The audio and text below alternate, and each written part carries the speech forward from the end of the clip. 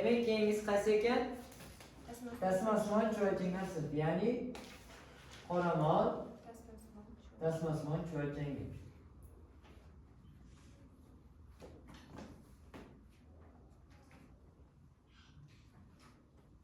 Demek qoramol tasmasmon chuvalchang. Nimaga imенно qoramol degan? Chunki asosan qoramollarda uchaydi. To'roq faqat qoramolda uchaydi. Tushunarli? Asosiy qo'ygan qoramol. Endi qoramol tasmasmon chuvalchangini ham tanasi tashqi tomonidan nima bilan qoplangan? Chuchuklar bilan qoplangan. Bu ham parazit. Shuning uchun ham uni ham bor asosiy xo'jayini va oraliq xo'jayin. Asosiy xo'jayini bu Odam. odamdir. Odam. Asosiy xo'jayini bu odam. Oraliq xo'jayinchi qoramol. Shuniki endi rasmga e'tibor bering. Hayot siklini rasmi bor. Qoramol bilan odam deb qo'ying. E'tibor bersiz, lichinkasi 6 ilmoqli, tuxumi 2 ilmoqli. Belgilab qo'ying. Lichinkasi necha ilmoqli ekan? 2 ilmoqli, tuxumi 6, to'g'ri. Lichinkasi 6 ilmoqli, tuxumi 2 ilmoqli. Bu degani qoramolda uchaydi. Nechta? 6 ta ilmoq. Odamdagi tuxumida uchaydi. Belgilasini testda tushadi. Lichinkasi 6 ilmoqli, tuxumi 2 ilmoqli bo'lgan hayvon. Demak, lichinkasi 6 ilmoqli, tuxumlari 2 ilmoqli bo'lgan hayvon toping. Demak, bu qaysi hayvon ekan? Qoramol tasmasmon chuvalchang. Tushundingizmi? Xo'p, demak, tasmasmon chuvalchangdan tanasi tasmasmon shaklda uzunligi 8-10 metrgacha bo'lishi mumkin. Endi sizga savol tug'ilishi mumkin. Ichak bizda 8-10 metr emas-ku, to'g'rimi? Ichak bo'lishi mumkin 8-10 metr. Odam bo'yidan, masalan, 2 metr odam ichagi deylik 8 metr bo'lsa. 2-3 marta uzunligi odam bo'yidan. To'g'ri, 6 metr bo'ladi, shunday. Xo'p, ichakda qanaqa joylashadi? Bundoq buralib joylashadi. Tushundingizmi? Shuni hisobiga o'zining uzunligi uzun, shuni hisobiga sig'adi.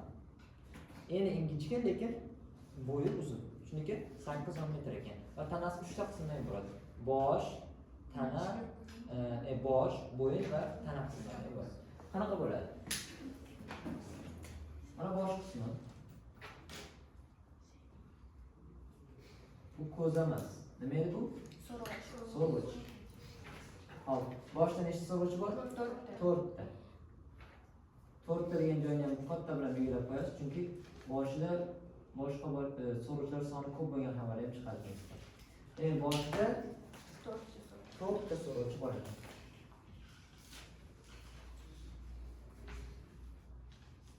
Demak, bu qism bosh ekan. Tushundingizmi? Bundan keyin boshdan keyin qismi qisqa bo'yin qismi. Ingichka. Mana. Bu qaysi qism ekan? Bo'yin. Ingichkaroq bo'ladi o'zi aslida, men yo'g'onroq tuzilgan. Mana. Biron narsalar solmasin. Bo'yin. Ingichka bo'yin ekan. Undan keyin bo'g'imlar bo'ladi, tana qismlari bo'ladi. Tushundingizmi? Bo'g'imlar nechta? 1000 tagacha bo'lishi mumkin. Demak, undan keyin tana qismlari bor ekan. Bizda hop, demak bu tanasi. Tanasida 1000 tagacha bo'g'im bo'lishi mumkin. Tushundingizmi? Mana shu qoramol tasmasmon chuvalchangini tuzilishi sal teshqinroq bo'lib ketganda. Hop, demak, bosh qismida bor so'rg'ichlar 4 ta, boshi bilan yopishib oladi ichakka. Eslab qoling. Parazitda yopishib olgani ham kuchli rivojlangan bo'ladi. Chunki chiqib ketib qolishi mumkin-ku ovqat kelganda yoki suv kelganda. To'g'rimi? Jigar qurtida ham so'rg'ich bor, bunda ham so'rg'ich bor. Keyingi temada o'tamiz, ekina ko'klarda ham so'rg'ich bo'ladi. Tushundingizmi? Hop, demak, bosh qismida so'rg'ichlar bor. Undan keyin ingichka bo'yi qisqa bo'ladi, u unaqa ko'p emas va 1000 tagacha bo'g'im bo'lishi mumkin. Tuxumga to'lgan bir nechtasi tushib qolaveradi. 1000 tadan 3 ta 4 ta yo'qotsa hech qanaqa nima emas, zarar emas. Tushundingizmi? Xo'p. Demak, va mana shu tashqi tuzilishni hosil qiladi. Hazm qilish emas rivojlanmagan. Nima dedik? Chunki ichakda Nima bo'ldi? tayyor oziqdan Tayyor oziqdan oziqlanadi. Ya'ni hazm bo'lish boshlagan oziqlanadi. Tushundikmi? Hop. Hazm qilish sistemasi rivojlanmagan ekan, lekin jinsiy sistemasi kuchli rivojlangan. Nimaga? Har bitta bo'g'imida alohida jinsiy sistema bor. Har bitta bo'g'imida bor. Nima bu? Urug'donlar. To'g'rimi? Nechta? bir nechta Ko'p urug'donlar.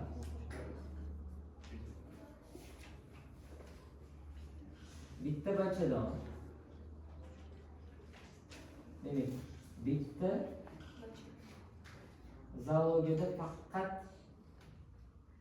shu parazit o'lchanadi va ustiga uchada bor bachadon.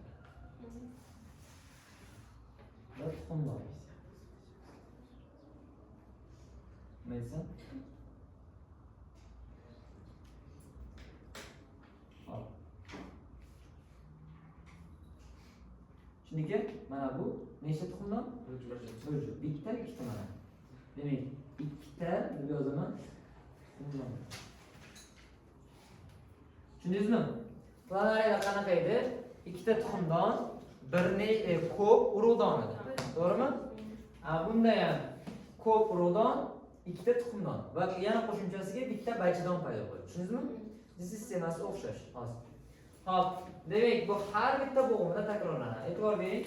Bunda ham bor urug'donlar. Bunda ham bor bachadon. Bunda ham bor tuxumdonlar. Har bitta bo'g'im takrorlanadi.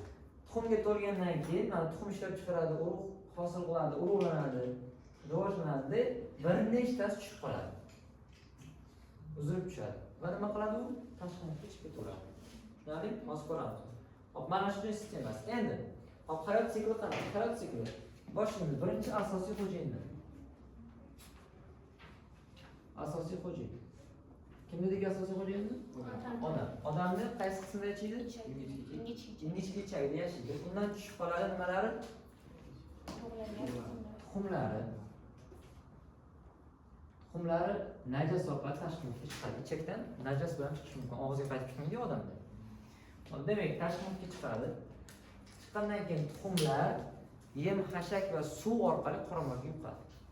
Demak, nima orqali yuqar ekan? yem, xashak va suv. Demak, yem, xashak va suv orqali oraliq xo'jayinga yuqadi.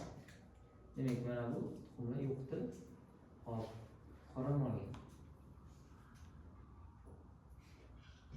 Qoramolda siraj yuqishi bilan tuxumdan ichimga chiqib ketib qolmaydi. Tuxumdan birinchi qoramolga yeganidan keyin xashakni qayerga o'tadi? Jigar va Birinchi ichakga o'tadi. Ichakdan keyin qon ichak devorini jarohatlab jigarga boradi qon orqali. Jigardan keyin muskulga o'tadi. Tushundingmi? Muskulida endi ichimga chiqadi.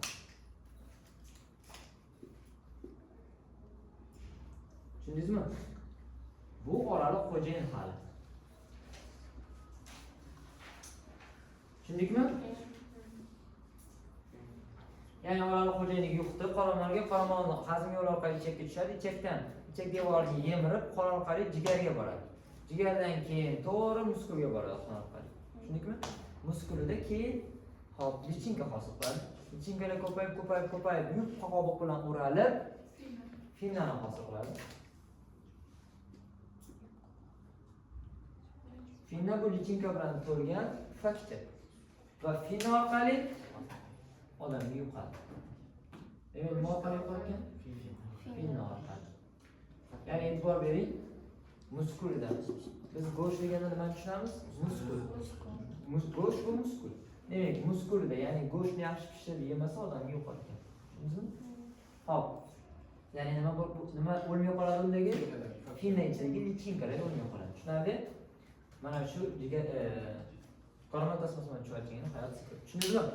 Demak, asosiy xo'jayin undan keyin tuxumdan keyin xo'jalik suv orqali qoramolga yo'qadi, qoramolni ichagiga o'tadi, ichakdan jigarga, jigardan muskulga boradi va lichinka rivojlanadi. Lichinka keyin to'planib finnani hosil qiladi, yupqa parda bilan o'ralib, finna orqali asosiy xo'jayinga yo'qadi. Tushunarli? Mana shu. Endi kelib chiqishiga qisqa to'xtalamiz. Kelib chiqishi yas cho'lchagan tipi bo'shliqchilardan kelib chiqqan. To'g'rimi? Bo'shliqchilardan deganmi? Ya'ni ularning lichinkasi tuzilishi bo'shliqchilar lichinkasiga o'xshaydi. Bo'shliqchilardan kelib chiqqan eng qadimgi ichaksiz kiprikli chuvalchanglar, ichak bo'lmaganlar. Undan keyin hazm yo'li takomillashib, ichakli kiprikli chuvalchangga kelib chiqdi. Ichakli kiprikli chuvalchanglardan paraziyatik o'tish natijasida so'rg'ichli va tasmasmonga kelib chiqdi. Tana bo'shlig'i paydo bo'lib, keyin bo'ladi. Paraziyashga qo'yib, tana bo'shlig'i paydo bo'lib, ichki organlar takomillashib, halqali va to'g'ri kelib chiqqan, ularga keyingi safar to'xtalamiz. Tushundingizmi?